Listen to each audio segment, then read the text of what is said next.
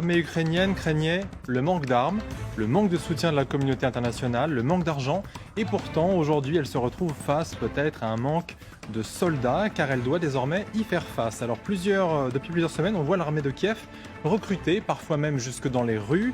Ceux qui seraient éligibles signe évidemment que les rangs sont clairsemés. Il faut dire qu'on continue de perdre aux alentours, Margot, de 30 soldats par jour. C'est tout de même beaucoup moins qu'il y a quelques mois où on en perdait 200 par jour. Oui, c'est ça. On parlait de entre 200 et 100 par jour au début de la guerre. Là, on est passé à 30, mais il y a tout de même du mal à recruter. On parle de 6400 tentatives de désertion depuis le début de la guerre, ce qui est assez énorme. Beaucoup d'entre eux essaient de partir en Roumanie. C'est ce qu'a reporté Le Monde très récemment.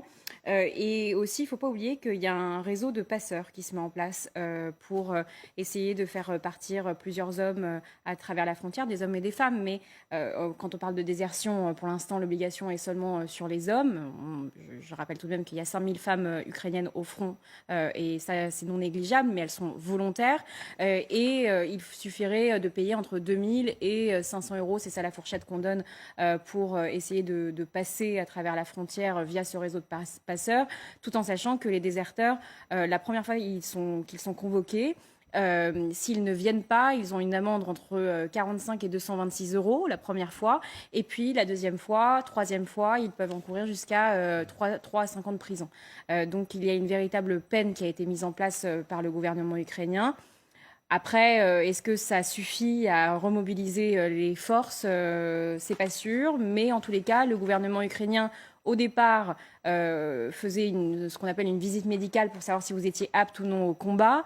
Et depuis quelques semaines, apparemment, ces visites médicales seraient faites assez rapidement et que même si vous n'êtes pas prêt à véritablement partir au combat, vous seriez pris dans les rangs assez facilement.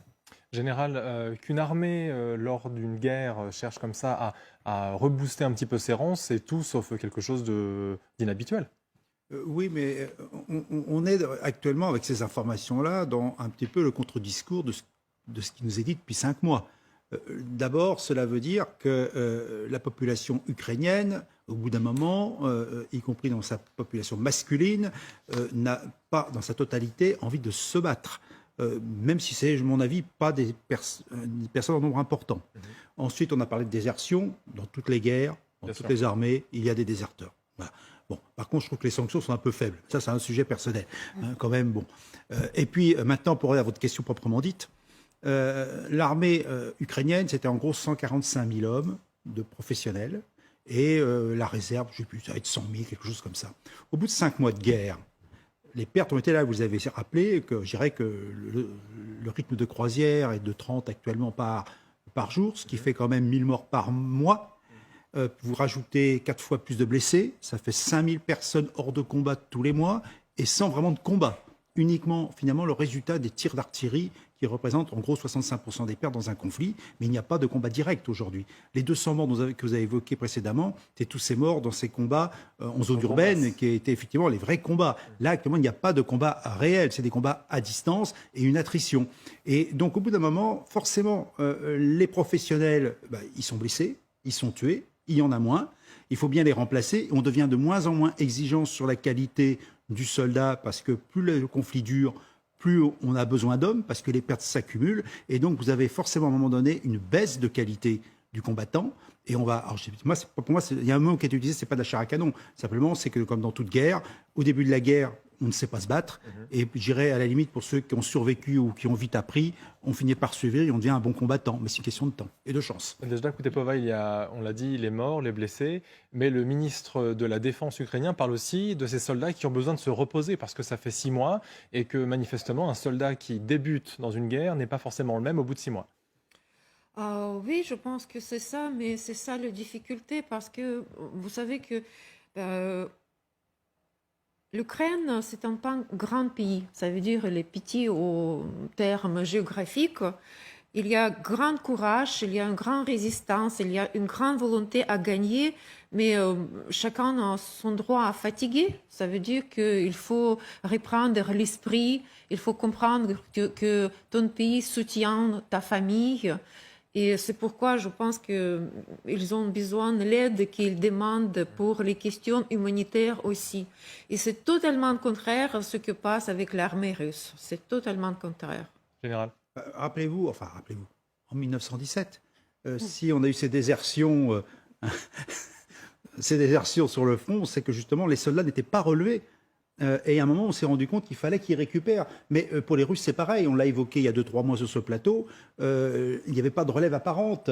Or, il faut bien que les soldats, quand on parle de pause opérationnelle, c'est aussi de permettre ces relèves. Les soldats ont besoin, de se reposer, de récupérer, mais aussi, ce que vous avez très bien souligné, de rejoindre un peu leur famille, parce que récupérer, c'est aussi retrouver finalement le lien avec ses parents, leur expliquer ce que l'on vit, et ça fait bien pour le moral. Donc voilà, il y a tout un problème de relève des forces en première ligne que toutes les armées rencontrent, et que moins vous avez de soldats, plus c'est difficile à faire. Donc quand on parle d'1 million d'hommes en termes de mobilisation pour du côté ukrainien, qu'on n'en a atteint que 700 000 le mois dernier, c'est aussi pour régénérer les forces et que ceux qui se battent puissent récupérer. Petite précision sur la terminologie. Attention, une désertion est une chose. Une désertion, ça concerne un soldat de métier ou un conscrit qui manque à son devoir, tente de fuir, de s'échapper, voire passe à l'ennemi, et c'est sous à peu près toutes les latitudes passible de la cour martiale. La désertion est une chose.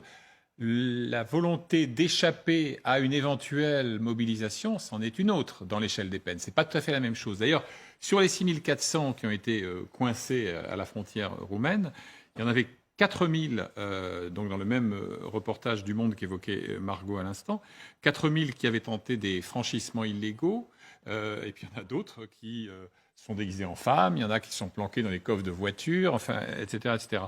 Et il faut remarquer aussi que la riposte de Volodymyr Zelensky, le président ukrainien, à une pétition en ligne qui avait recueilli à peu près 25 000 signatures, une pétition qui demandait le rétablissement de l'autorisation de sortie du territoire, y compris pour les hommes de 18 à 60 ans.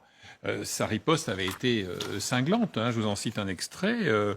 Il avait suggéré à la télévision, dans l'une de ses adresses quotidiennes, de transférer cette requête, je le cite, aux parents ukrainiens qui ont perdu leurs enfants morts en défendant le pays, notre État et notre indépendance. Fin de non-recevoir cinglante. Très clairement. Il y a eu un changement de ton par rapport à ça, c'est-à-dire qu'il a eu cette réponse sanglante.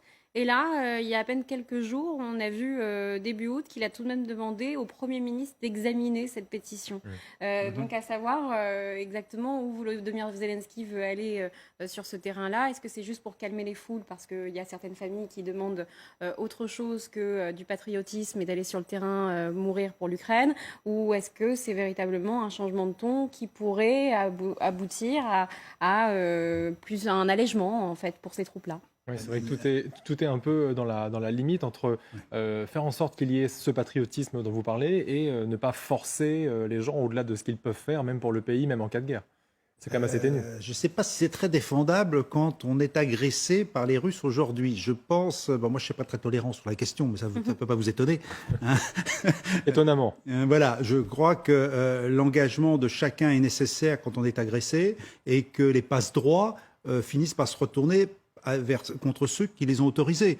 Et après, on dit que le régime au pouvoir favorise ses copains, parce qu'il y aura forcément des copains qui seront favorisés, favorise sa famille, et en fait, c'est le petit qui n'a pas de piston, en quelque sorte, qui va mourir sur le terrain. C'est ce qui sortira, on le sait. L'hypothèse que j'émets par rapport à cet assouplissement, au moins rhétorique, c'est de, le cas échéant, admettre d'examiner des situations particulières, un problème de santé qui nécessite une intervention compliquée, une famille exilée mais en détresse qui a besoin d'un soutien, etc. Ce serait sans doute des exceptions très circonstancielles et en tout cas circonscrites dans le temps pour le coup. En fait, ça paraît une commission de réforme, en fait, quelque chose comme on a chez nous. Tous les cas sont étudiés, à condition. Mais si déjà il n'y a pas de vraie visite médicale au départ, le prétexte médical qui est toujours quand même quelque chose d'important, il va quand même être amoindri. Donc, en fait, je pense que les Ukrainiens sont en train de découvrir la vraie guerre, avec tout ce que ça implique à un moment donné, dans la durée. Comment préserver ses effectifs, comment s'assurer qu'il y ait une certaine équité entre les uns et les autres qui vont à la guerre ou ceux qui n'iront pas. Ça veut dire aussi à un moment donné, il y a ceux qui iront vraiment combattre parce qu'ils peuvent porter une arme et ceux qui devront soutenir peut-être sous l'uniforme, j'irai comme infirmier dans un hôpital ou je ne sais où. Hein. Donc là, il y a un apprentissage de la guerre de la société ukrainienne pour que chacun participe à cet effort de guerre et que ce ne soit pas uniquement les mêmes qui aillent toujours au front et ailleurs. En tout cas,